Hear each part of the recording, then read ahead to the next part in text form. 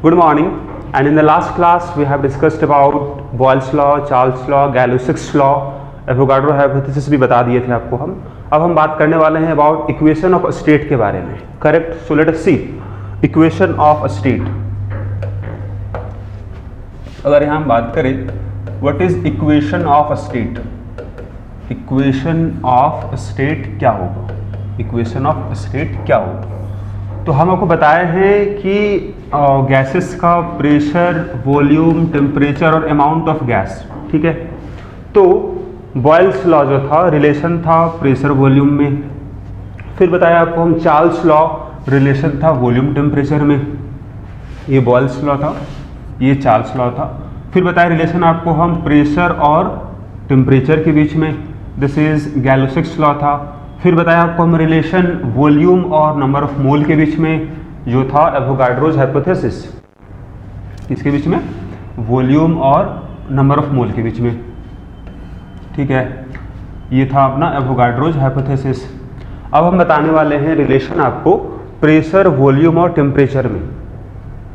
वहां number of मोल क्या होगा, कांस्टेंट होगा. Right. Let us see. Relation कुछ इस तरह का है. This is P1 V1 by T1 equal to क्या होगा. This is P2 V2 by T2 होगा. दिस इज इक्वल टू क्या होगा, कांस्टेंट होगा. For a given amount of gas. तो यहाँ लिखोगे for a given amount of gas equation of a state is P1 V1 by T1 equal to P2 V2 by T2. ये अपना constant होगा. तो यहाँ पर n इक्वल टू क्या होगा, कांस्टेंट रहेगा. अब ये रिलेशन कैसे आया उसको जरा हम यहाँ देखते हैं. ठीक है. फिर इसमें हम क्वेश्चन सॉल्व करेंगे. सो अगर हम बात करें रिलेशन कैसे मिला उसको हम वी कैन चेक हियर. आइए देखते हैं. बॉयल्स लॉ क्या था. दिस इज 1/v था. इसी को हम सॉल्व किए तो क्या मिला था. अगर बात करें हम तो दिस इज PV था. PV इक्वल टू क्या था, K था. करेक्ट. हाँ जी. फिर हम चार्ल्स लॉ बताया. इसमें क्या बताए थे आपको हम. तो ये बताया गया था आपका वॉल्यूम प्रोपोर्शनल टू टेम्परेचर था. तो इसी अगर हम सॉल्व करें तो V by T equal to क्या आ रहा था, कांस्टेंट आ रहा था. मान लेते हैं K1 है, K2 अपना है. फिर गैय-लुसैक्स लॉ क्या था. ये रिलेशन था अपना प्रेशर और टेम्परेचर के बीच में. ये रिलेशन था. अगर इसको भी जरा हम इसको इस तरह से लिखिए तो यहाँ मिलेगा आपको इस तरह से, है ना. तो ये हम बता चुके हैं आपको. अब अगर ध्यान से देखो हमको कंबाइन करना है तीनों को. We want to combine this three equation. तो आप बताओ कंबाइन का मतलब कि ये नहीं हुआ कि आप इसको ऐड कर दो. कंबाइन मतलब हुआ कि देखो यहाँ पर आप न्यूमरेटर में कौन कौन टर्म है. प्रेशर है न्यूमरेटर में, P लिख दो. वॉल्यूम कहाँ पर है, वॉल्यूम भी ऊपर ही है, न्यूमरेटर में है. डिनोमिनेटर में कौन है, तो टेम्परेचर है. देख लो यहाँ भी इक्वल टू कांस्टेंट ही आएगा. भले कांस्टेंट का वैल्यू बदल जाएगा लेकिन वो कांस्टेंट ही रहेगा. तो ये अपना कंबाइनिंग हुआ. यहाँ पर क्या किया हम, यहाँ पर ही हम लोग कंबाइन किए 1, 2 एंड इक्वेशन नंबर 3 को. तो ये मिल गया हम लोग को. तो यहाँ से हम ये बोल सकते हैं that is P1 V1 by T1 equal to P2 V2 by T2 equal to क्या होगा, कांस्टेंट होगा. अब हर एक कांस्टेंट अलग अलग होगा क्योंकि यहाँ पर एक कांस्टेंट था अपना टेम्परेचर, नंबर ऑफ मोल. यहाँ कांस्टेंट था प्रेशर एंड नंबर ऑफ मोल. यहाँ कांस्टेंट था वॉल्यूम एंड नंबर ऑफ मोल. और यहाँ कांस्टेंट अपना केवल नंबर ऑफ मोल है. तो हर एक का कांस्टेंट अलग अलग होगा. ठीक है. चलो इसको हम K4 माने हैं तो K4 मान लिख देते हैं. अब हम सॉल्व करते हैं इस question based on this one. आइए देखते हैं. तो आप अगर सॉल्व करो so we can solve here problem. Let us C.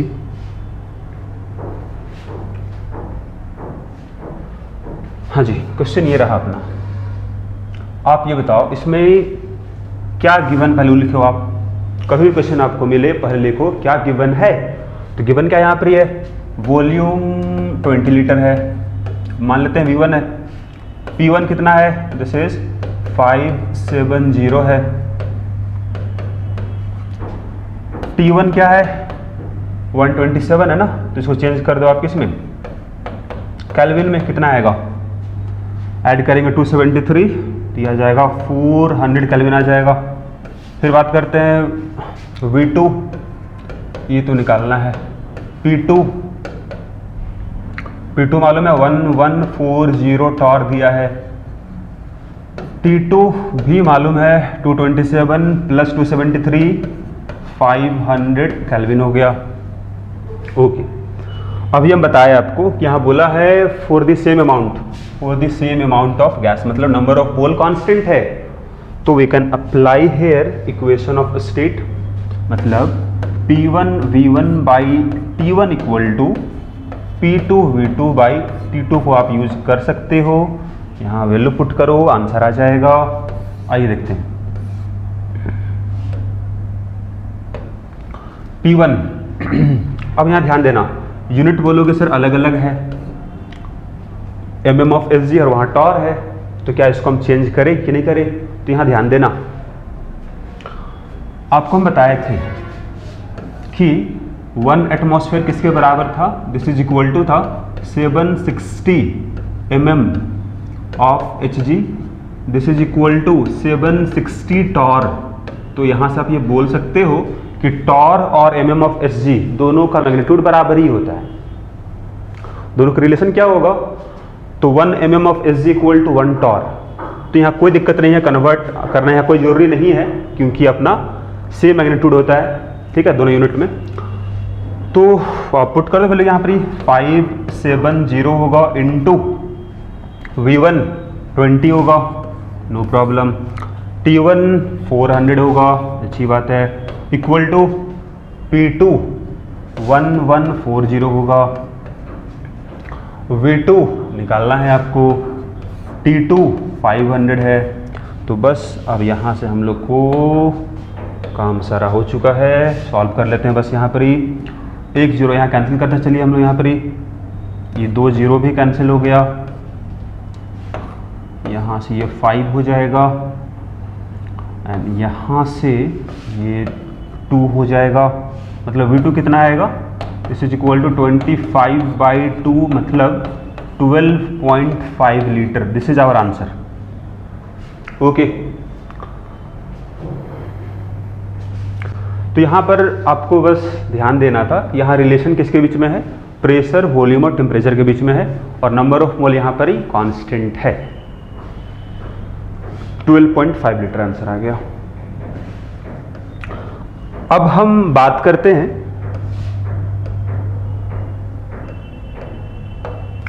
Ideal gas equation के बारे में। आइडियल गैस इक्वेशन के बारे में, आइडियल गैस इक्वेशन के बारे में। अब ये काफी इंपॉर्टेंट रिलेशन है ना। इसमें अगर हम बात करें, अभी हम जस्ट बताए थे आपको कि PV/T क्या होता है कांस्टेंट होता है। ओके, तो आप किसी भी आइडियल गैस का अगर आपके पास है, तो उसका प्रेशर, उसका वॉल्यूम और उसका टेम्परेचर अगर रेशियो निकालो इस तरह से आप, तो कांस्टेंट आएगा। अब क्या देखा गया कि if we take 1 mole of ideal gas, 1 mole लिया गया, तो क्या पाया गया, for 1 mole of an ideal gas क्या पाया गया कि रेशियो जब निकाल के देखा गया इसका, so that comes a fixed value, और वैल्यू क्या था उसको हम बताएंगे आपको, लेकिन उसको हम सिंबलाइज करते हैं R से। मतलब ये हुआ कि PV इक्वल टू क्या लिख सकते हैं, इसको हम लें RT, किसके लिए, फॉर 1 मोल गैस के लिए। वही अगर हम लिखे फॉर N मोल के लिए, तो PV इक्वल टू क्या हो जाएगा, nRT हो जाएगा। किसके लिए यहाँ बात हो गया, फॉर N मोल्स के लिए, N moles of gas. 1 mole के लिए N का वैल्यू 1 पुट कर दोगे तो ये मिल जाएगा, N मोल्स के लिए मिल गया अपना। तो this is known as ideal gas equation. अब इस इक्वेशन में R क्या है, आइए हम इसको डिस्कस करें, R क्या है, ठीक है ना। तो R को तो वैसे हम बोलते हैं यहाँ पर ही है, R को यहाँ बोला जाता है this is universal gas constant, universal gas constant. Universe का कोई भी आइडियल गैस हो, कोई भी गैस हो, उसके लिए अपना वैल्यू आर ही आएगा। अगर 1 मोल गैस लिए आप तो रेशियो होगा PV/T = R ही आएगा। अब R का वैल्यू क्या होगा उसको हम कैलकुलेट यहाँ करेंगे हम। तो आइए देखें हम R का वैल्यू क्या होगा। ठीक है, हाँ जी। तो अगर हम बात करें कैलकुलेशन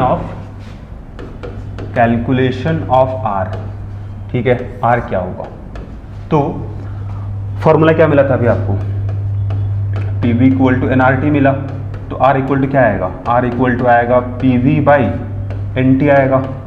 अब आपको हम बता चुके हैं पीछे भी, क्या बताया है आपको हम, ये बताया है आपको STP का मतलब बताए थे। STP मतलब क्या था, STP कंडीशन का मतलब बताया गया था, that is temperature equal to होगा 273 केल्विन, प्रेशर इक्वल टू होगा 1 एटमॉस्फेयर। और वहाँ ये भी हम बताए थे कि कोई भी आइडियल गैस अगर आपके पास है उसका 1 मोल का वॉल्यूम कितना होगा, 1 मोल का वॉल्यूम कितना होगा STP पर, तो बताए थे हम 22.4 लीटर 1 मोल का वॉल्यूम।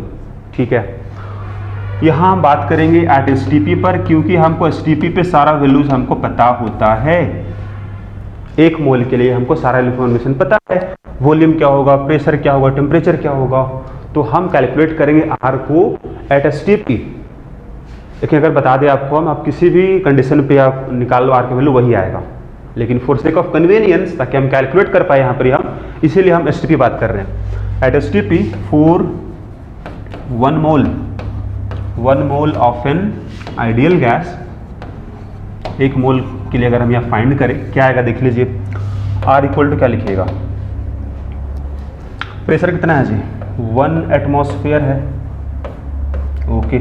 वॉल्यूम कितना है, 22.4 लीटर है। ठीक है, तो लीटर को भी यहाँ मेंशन कर ही दे रहे हैं, क्योंकि हमको जब यूनिट बताना होगा तो वहाँ ये काम आएगा। ठीक है, बाई नंबर ऑफ मोल कितना है, 1 मोल है, इनटू टेम्परेचर कितना है, 273 केल्विन है। इसको अगर हम सॉल्व कर दे तो मेरा R का वैल्यू आ जाएगा। तो अगर इसको सॉल्व करें हम, R कितना आएगा उसको देख लेते हैं। आइए, तो इसको जब सॉल्व करेंगे हम तो R आएगा अपना 0.0821।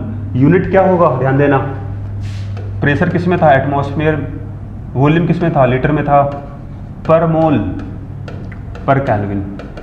ये अपना वैल्यू R का आ जाएगा। यूनिट कैसे हुआ तो उसके लिए आप यहाँ देख लो, एटमॉस्फेयर, लीटर, पर मोल पर केल्विन। ओके, चलो कोई बात नहीं है, R निकल गया अपना, एटमॉस्फेयर, लीटर, पर मोल पर केल्विन। अब अगर हम चाहे कि इसको हम निकाले SI यूनिट में क्या आएगा, तो SI यूनिट कितना आएगा, तो बताओ 1 एटमॉस्फेयर किसके बराबर होता है in terms of SI unit, है ना, ये होता है 1.01325 इंटू 10⁵ पास्कल, या फिर ये होता है न्यूटन पर मीटर स्क्वायर। ये आपका SI यूनिट में हो गया। तो अगर हम बात करें लीटर, 1 लीटर किसके बराबर आएगा, ये आएगा 10⁻³ मीटर क्यूब आएगा SI यूनिट में। ओके, तो अब अगर हम इसको पुट करना चाहे यहाँ पर ही, ताकि हम R को निकाल पाए SI यूनिट में कितना आएगा देखो, तो R इक्वल टू आएगा 0.0821 तो है, into we can write here 1 atmosphere into 1 litre, कोई दिक्कत नहीं होगा, वैल्यू वही रहेगा। तो 1 एटमॉस्फेयर किसके बराबर है, 1.01325 इंटू 10⁵, ये पास्कल हो गया, इंटू 10⁻³ मीटर क्यूब हो गया। बाकी नीचे तो कोई चेंज करना नहीं है, SI यूनिट में ही सब है, पर मोल पर केल्विन है, काम खत्म। अगर इसको हम सॉल्व करें कितना आएगा, सॉल्व करने के बाद देखा गया कि आ रहा है कितना पास्कल, मीटर क्यूब, पर मोल और पर केल्विन आ रहा है।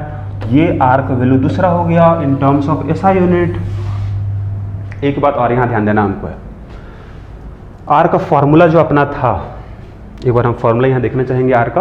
देखिए यहाँ पर तो आर का फॉर्मूला क्या मिला था आपको, पीवी बाई एनटी होता है, ठीक है। अभी पीवी क्या होता है, PV is equal to work done. आप पढ़ोगे थर्मोडायनामिक्स में वर्क डन निकालना तो आता है आपका पी डेल्टा वी आता है, वो हम बताएंगे आपको। तो वर्क डन तो आता है, वहाँ पर मैग्नीट्यूड निकालेंगे तो पी डेल्टा वी निकल जाता है। पी और कितना चेंज इन वॉल्यूम हुआ, तो यहाँ भी उसी तरह का टर्म आपके पास है, पी और वी है। तो ये दोनों क्या मिलेगा आपको, वर्क डन मिलता है जी, वर्क डन।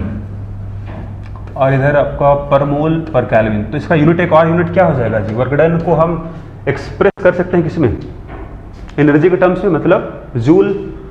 तो जूल पर मोल पर केल्विन के टर्म्स में भी हम इसको लिख सकते हैं, ऐसा यूनिट ही हुआ। अभी हम निकाल चुके आर का वैल्यू, क्या निकला था जी आर का वैल्यू ऐसा यूनिट में, 8.314 पास्कल मीटर क्यूब के जगह हम क्या लिख पाएंगे यहाँ पर, हम joule SI unit of work done या फिर एनर्जी। वैल्यू सेम रहेगा, ध्यान दीजिएगा, वैल्यू सेम रहेगा, कितना 8.314, बस यहाँ जूल हो गया, पर मोल पर केल्विन तो सेम वैल्यू है, ज़्यादा परेशान होना नहीं है आपको। अब एक यूनिट में और बताते हैं, चलिए एनर्जी बात हो ही रहा है। तो 1 calorie equal to how much joule, approximately 4.2 joule. तो 1 जूल इक्वल टू कितना, 1/4.2 कैलोरी। हाँ जी, तो अगर हम चेंज करें इस जूल को कैलोरी में कितना आएगा, no problem, R equal to कितना आएगा, 8.314 है, डिवाइडेड बाई 4.2, अभी किस में आ गया, कैलोरी पर मोल पर केल्विन में आ गया। तो इसको जब डिवाइड किया गया तो पाया गया अप्रॉक्सीमेटली 2 कैलोरी पर मोल पर केल्विन। ये भी वैल्यू अपना इस्तेमाल हो सकता है। तो फाइनली आर का वैल्यू आपको कितना बताया हम, एक बार उसको हम समराइज कर ले। एक बताया आपको हम आर इक्वल टू, सबसे पहला यूनिट क्या था, एटमॉस्फेयर लीटर पर मोल पर केल्विन था। दूसरा 8.314 पास्कल मीटर क्यूब पर मोल पर केल्विन, इसी को लिखे थे हम 8.314 जूल पर मोल पर केल्विन, अप्रॉक्सीमेटली 2 कैलोरी पर मोल पर केल्विन। All clear. अब ध्यान देना है, ये जो पहला है फॉर कैलकुलेशन पर्पस, वैल्यू तब पे यही होगा, लेकिन अगर हम बात करें फॉर कैलकुलेशन पर्पस, कहीं पर ही अगर आपको सॉल्व करना है या फिर क्वेश्चन में भी लिखा रहेगा आपका, है ना, जहाँ कैसे कोई डिवाइड करना पड़े या फिर मल्टीप्लाई करना पड़े आपको, तो इससे मल्टीप्लाई करना थोड़ा सा टाइम टेकिंग ज़्यादा होगा। तो अगर हम जल्दी सॉल्व करना चाहें क्वेश्चन को, तो उसके लिए हम इसको लेंगे कितना, इसको लेंगे हम R equal to 0.08 and this is 1/12। इसको ध्यान देना है आपको, हम यूज़ करेंगे आपको, है ना, क्वेश्चन में दिखा देंगे आपको। सेम इसके लिए इसको हम कितना ले पाएंगे, तो इसको हम लेते हैं R equal to 8.3 and this is equal to 25/3।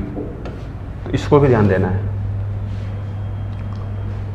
हाँ जी, बाकी आपका आर का वैल्यू क्या क्या होगा हम सारा बता दिए हैं आपको, ये सब आप याद रखोगे। केवल 3 वैल्यू है, एक तो 0.0821 है, दूसरा 8.314 है, तीसरा 2 है, कोई दिक्कत नहीं है। बस याद ये रखना आप कौन से यूनिट में है जी, ओके, और यहाँ कोई दिक्कत नहीं होगा। तो अब यहाँ हम कुछ क्वेश्चन सॉल्व कर पाएंगे, आइए देखते हैं।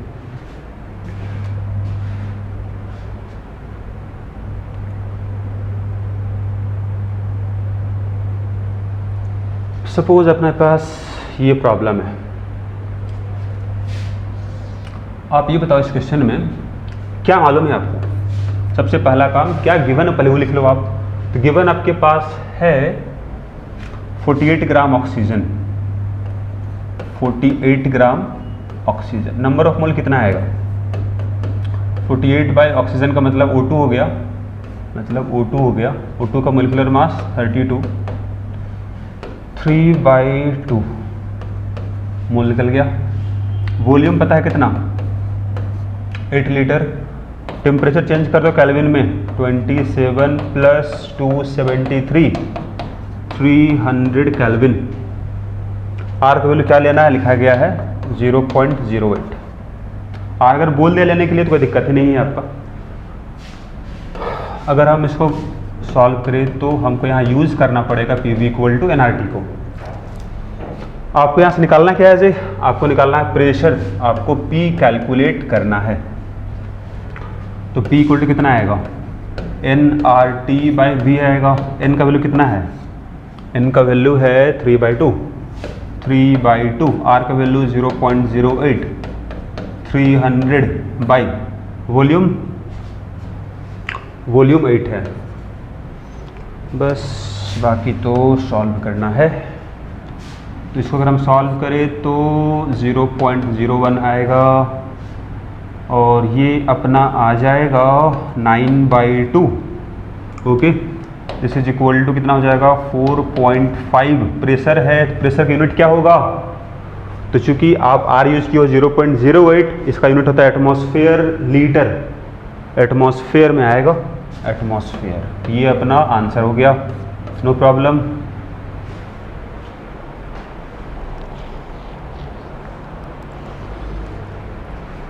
आइए हम सॉल्व करें एक और क्वेश्चन यहाँ पर ही, ठीक है ना। तो क्वेश्चन अपना नेक्स्ट जो है, सपोज क्वेश्चन ये रहा। तो अगर आप इस क्वेश्चन को सॉल्व करो, देखो कितना आएगा। क्या मालूम है जी आपको यहाँ पर ही? 12 ग्राम ऑफ अननोन गैस। तो W पता है आपको 12 ग्राम है, लेकिन मोलर मास नहीं पता क्योंकि आपका अननोन गैस है। प्रेशर यहाँ दे दिया गया कितना? 2 एटमॉस्फेयर, नो प्रॉब्लम। वॉल्यूम कितना है? तो वॉल्यूम है 5 डेसीमीटर क्यूब। अब जरा ध्यान दो, ये 5 लीटर ही तो है। 1 decimetre cube equal to 1 litre. चलो बात क्लियर। टेम्परेचर चेंज कर दो केल्विन में, 300 केल्विन आएगा। मोलर मास निकालना है, नो प्रॉब्लम। पहले तो आप देखो PV = nRT इस्तेमाल करना पड़ेगा। यहाँ से n निकालोगे तो n निकाले तो P का वैल्यू पुट करना होगा, 2 एटमॉस्फेयर है। V का वैल्यू पुट करना होगा, 5 लीटर है। R का वैल्यू क्या यूज़ करोगे?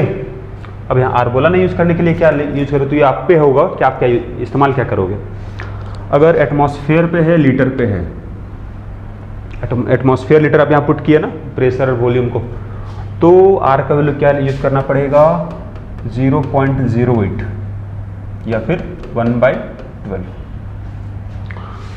ओके, तो आइए हम सॉल्व करते हैं यहाँ पर ही। अगर सपोज हम 1/12 यहाँ लेते हैं, टेम्परेचर कितना है जी? 300 है, नो प्रॉब्लम। बाकी हम सॉल्व करते हैं इसको, कितना आएगा ये देखते हैं। तो ये आ जाएगा, दिस इज 12 × 10/300 आएगा। ये जो कैंसिल हो गया और ये भी कैंसिल ही हो जाएगा।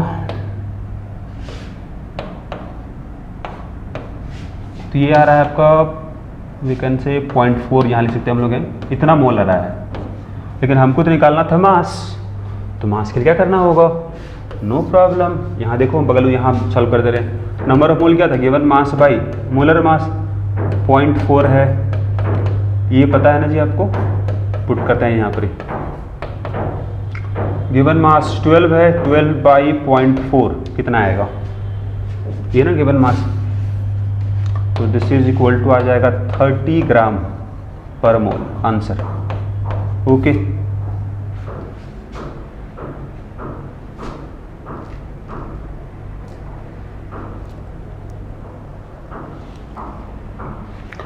अब एक क्वेश्चन और है जिसको आप खुद सॉल्व करना। एक हम क्वेश्चन यहाँ बताते रहे हैं आपको, आप सॉल्व कर सकते हो, नो प्रॉब्लम। चलो एक क्वेश्चन तो हो गया था, एक क्वेश्चन और हम ले रहे हैं यहाँ पर। देखिए सपोज ये क्वेश्चन अपने पास है,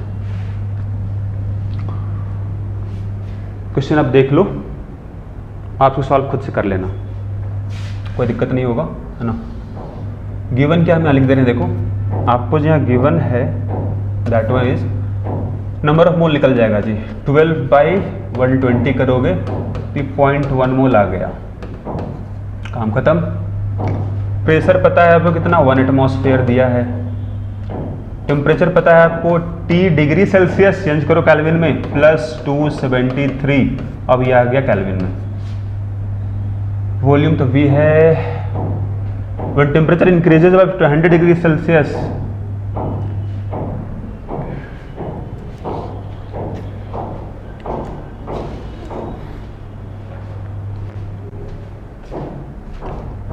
when temperature increases by 10 degree Celsius मतलब T1 है, T2 क्या होगा, तो T + 10 हो गया जी, लेकिन अपना सेल्सियस में है, +273 करें तो आ जाएगा केल्विन में।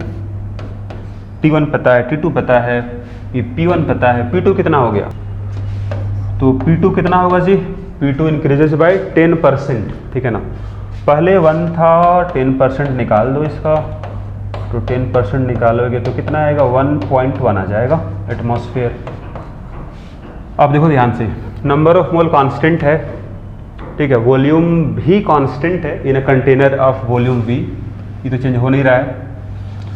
तो आपके पास दो ऑप्शन इसको बनाने का है, other you can use PV = nRT, और अगर नंबर ऑफ मोल कांस्टेंट है, वॉल्यूम भी कांस्टेंट है, कौन सा लॉ अप्लाई होगा, अगर वॉल्यूम कांस्टेंट है, नंबर ऑफ मोल भी कांस्टेंट है, आपको बताए थे हम गैलो-सिक्स लॉ, ठीक है। तो बताओ उसमें हम उसको सॉल्व कर सकते हैं अकॉर्डिंग टू गैलो-सिक्स लॉ, ये ज़्यादा आसानी से सॉल्व हो जाएगा जी, गैलो-सिक्स लॉ, कोई दिक्कत नहीं है, we can use PV = nRT, है ना। तो बताओ इसमें क्या बताए थे आपको, P1/T1 = क्या था, P2/T2 था। P1 पता है, P2 पता है, T1 पता है, T2 पता है, पुट करना है, सॉल्व क्या हो जाएगा, स्मॉल t सॉल्व हो जाएगा जी। स्मॉल t एक बार निकल गया तो फिर हम V भी निकाल लेंगे, क्या दिक्कत होगा। अगर एक बार स्मॉल t निकल जाएगा, इसको सॉल्व करने से t निकल जाएगा, t निकालने के बाद V कैसे निकालेंगे, तो you can use PV = nRT, ठीक है ना। तो आपके पास यहाँ दो कंडीशन है, एक कंडीशन आपके पास ये रहा, आप इसी को सॉल्व कर लो, यहाँ पर ही, यहाँ P1 पुट कर दोगे, V निकालना है, और T1 पुट कर देना, T1 यहाँ से स्मॉल t निकाल चुके हो आप, T1 निकल गया मतलब T1 पुट कर देना, V1 पुट कर देना, नंबर ऑफ मोल पता है, R पता है, तो V यहाँ से निकाल लोगे, ठीक है ना, तो अपना आ जाएगा। आंसर क्या हम बता दे रहे हैं, आप इसको सॉल्व खुद से कर लेना। तो इसका आंसर जो है अपना, जो आप सॉल्व करना, आंसर यहाँ से निकल के आएगा, स्मॉल t जो होगा दिस इज -173 डिग्री सेल्सियस निकलेगा, और V निकलेगा आपका 0.8 लीटर निकलेगा, this is our answer. Question solve करने से पहले आपको यहाँ बताना है डेंसिटी के बारे में, ओके। यहाँ लिखोगे आप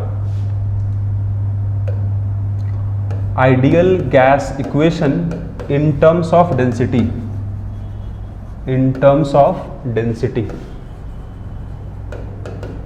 ठीक है। तो आप ये बताओ कि PV = क्या पढ़े आप, nRT हम पढ़ लिए, तो PV = number of mole given mass by molar mass, अगर R है और T है तो PM = कितना आएगा, गिवन मास बाई वॉल्यूम कितना आएगा, डेंसिटी आएगा। तो PM = कितना हो गया, dRT हो गया। D क्या है, तो D यहाँ पर ही है, डेंसिटी ऑफ गैस है, डेंसिटी ऑफ गैस होगा। D किसके बराबर है, तो W/V है। यूनिट क्या होगा, तो मास तो ग्राम में पुट करेंगे हम, और ये लीटर में होगा, तो ग्राम पर लीटर हो जाएगा यूनिट डेंसिटी का यहाँ पर ही। ये तो हुआ सिंगल गैस के लिए, अगर एक गैस है तो कोई दिक्कत नहीं है, for single gas, for single gas. लेकिन अगर मिक्सचर ऑफ गैस हो गया तो फॉर मिक्सचर ऑफ गैस,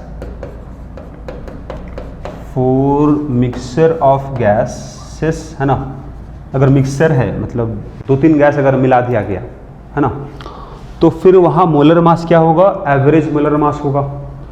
तो वहाँ जब आप डी निकालिएगा मिक्सर का, वो क्या आएगा, PM एवरेज हो जाएगा बाई RT हो जाएगा। दिस इज मिक्सर का आएगा, ठीक है, मिक्सर का अंतर बस कहाँ आएगा, मोलर मास में आपका आएगा पूरे मिक्सर का molar mass, that is known as average molar mass. Okay, चलिए इसके बाद हम यहाँ पर एक क्वेश्चन आइए हम सॉल्व कर लेते हैं।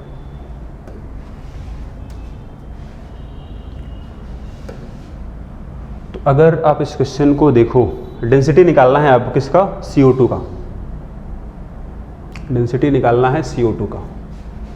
तो डेंसिटी इक्वल टू क्या होता है, PM बाई RT होता है।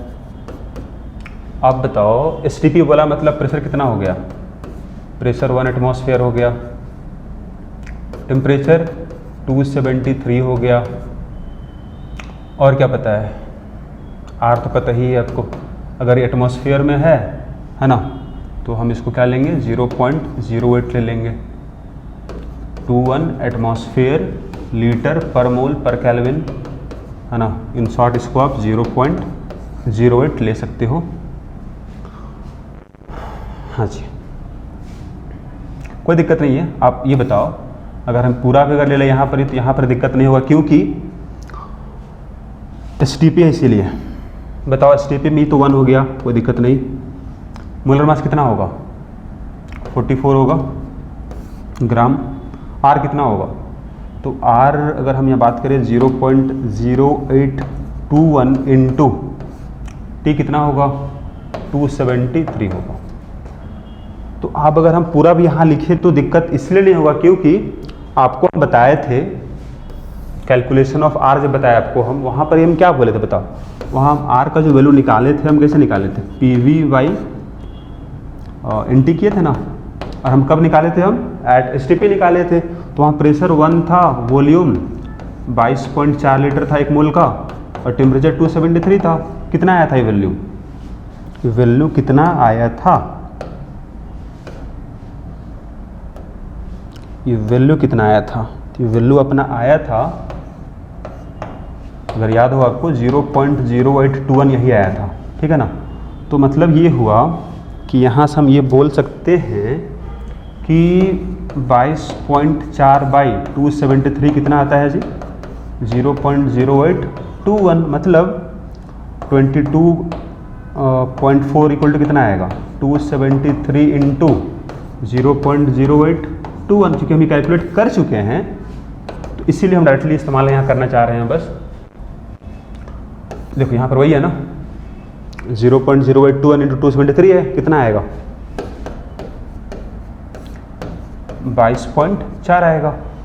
ओके, तो ये लगभग कितना आ जाएगा, लगभग आपका 2 आ जाएगा, 2 ग्राम पर लीटर आएगा डेंसिटी अप्रॉक्सीमेटली, करेक्ट। हाँ जी, तो ये अपना क्वेश्चन सॉल्व हो गया, ये अपना 13 नंबर हो चुका है, करेक्ट। अब यहाँ कुछ और क्वेश्चन अगर आपको दिखाएं हम, जैसे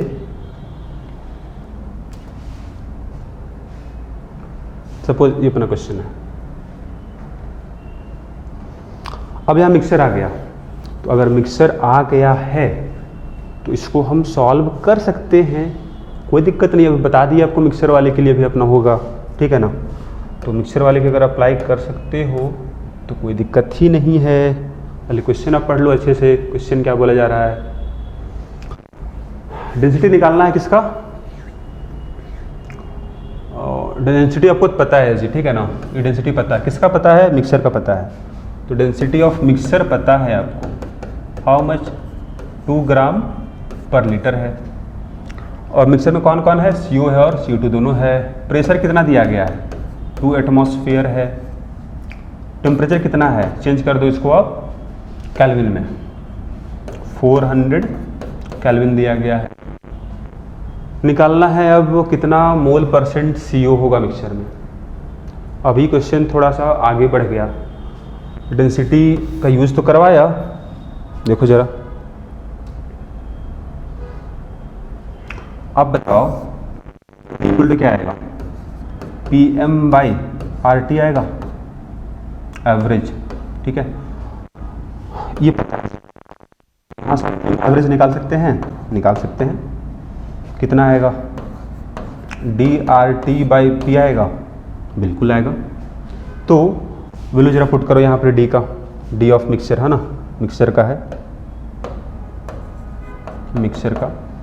तो अगर इसको हम सॉल्व करें तो एम एवरेज कितना आएगा, P तो पता है, D भी पता है, D आपका 2 है, और R का वैल्यू कितना लीजिएगा, लीटर में है, एटमॉस्फेयर है, तो आप R दिया हुआ यहाँ पे 0.08 लेने के लिए, कोई दिक्कत नहीं है।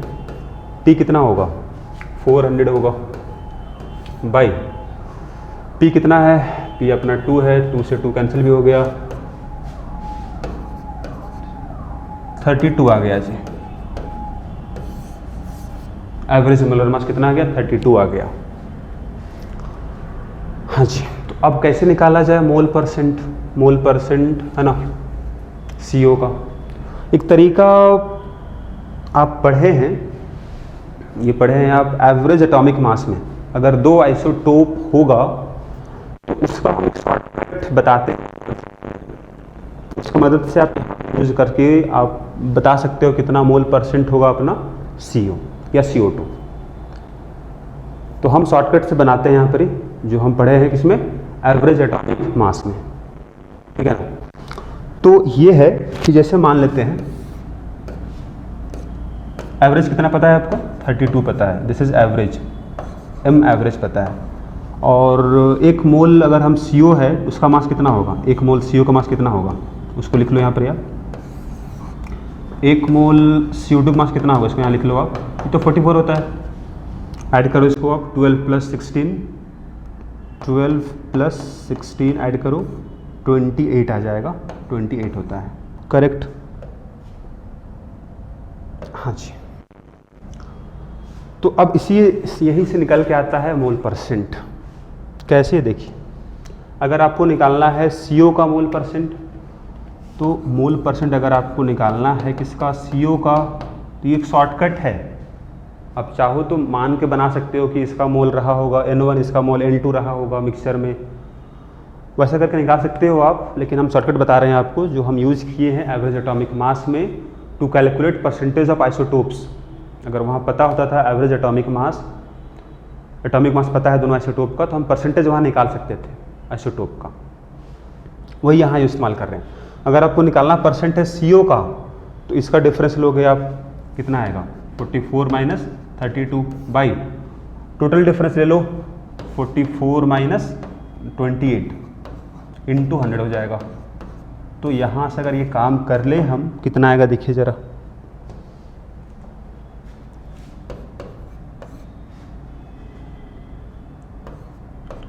इंटू 100 हो जाएगा।